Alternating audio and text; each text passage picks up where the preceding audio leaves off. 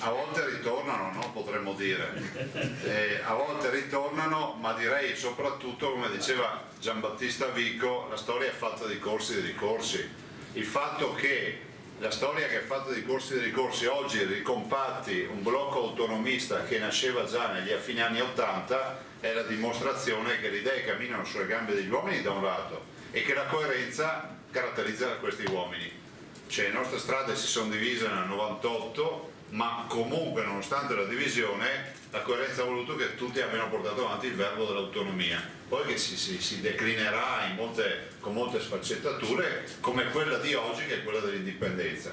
Io ringrazio Indipendenza Veneto, li ringrazio perché condividere un percorso con il sottoscritto vuol dire sostenere un progetto di governo. Mi fa piacere che sia stato citato, oltre all'autonomia e all'indipendenza, il fatto che comunque noi proponiamo un progetto di governo al Veneto. Fra l'altro annuncio che il progetto di governo non è online, non è visibile, perché lo vogliamo presentare all'ultimo istante. Siccome abbiamo molte azioni innovative, veramente creative su molti fronti, ne cito un paio per solleticare un po' l'attenzione dei giornalisti, che sono quelle del lavoro, dell'economia e della sanità. Voi capite che vorremmo anche esserne padri putativi e allevare questi bimbi fino alla maggiore età e non sentirsi spiegare poi dagli altri i nostri progetti. Quindi lasciamo pure che tutti sgambino sul rettangolo a fianco al campo di gara, ma poi quando si entra in campo, quando il gioco si fa duro, i duri scendono in campo, no? C'era Wellington che diceva che quando Napoleone scendeva in campo di battaglia come arrivassero 100.000 uomini in più. Noi non abbiamo queste pretese, però insomma qualche migliaio in più lo rappresentiamo. Quindi grazie Indipendenza Veneto.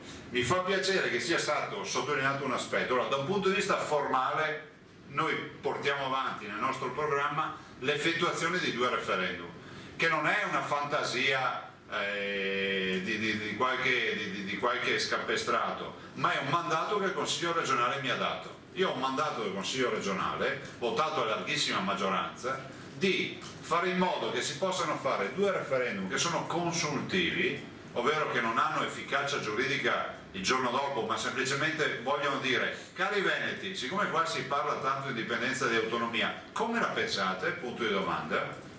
Questi sono 2 referendum.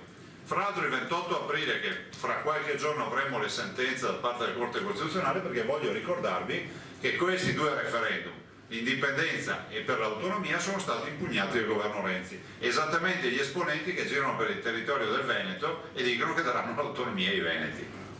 Detto questo, mi fa piacere sottolineare un aspetto, che l'unica realtà europea che ha dato vita a un referendum ufficiale, legale, democratico, perché questi sono i termini che ci piacciono, noi non condividiamo i temi belligeranti e non pacifici, perché la democrazia è la più bella cosa che abbiamo. Ecco, l'unica realtà che democraticamente ha chiamato tutti i propri cittadini a fare un referendum sull'indipendenza è la Scozia. La Scozia, che ha 300 anni di storia e che ha un partito molto forte, che è il Scottish National Party, ha prima avuto l'autonomia, ricordiamolo questo passaggio, che si chiama devolution in Scozia. Dopo il suo percorso, dopo aver consolidato una forte autonomia, è arrivato al referendum indipendentista, che poi non è passato, però per poco, e possiamo dire che con tranquillità che almeno quasi il 50% degli scozzesi, ovvero 1 su 2, non è indipendentista. Se poi ci aggiungiamo anche quelli che non sono andati a votare, quando uno non va a votare vuol dire che delega altri a scegliere, dico che è stata una scelta non contro l'indipendenza ma a favore dell'indipendenza, quella scozzese, perché se fossero stati contro non sarebbero stati a casa.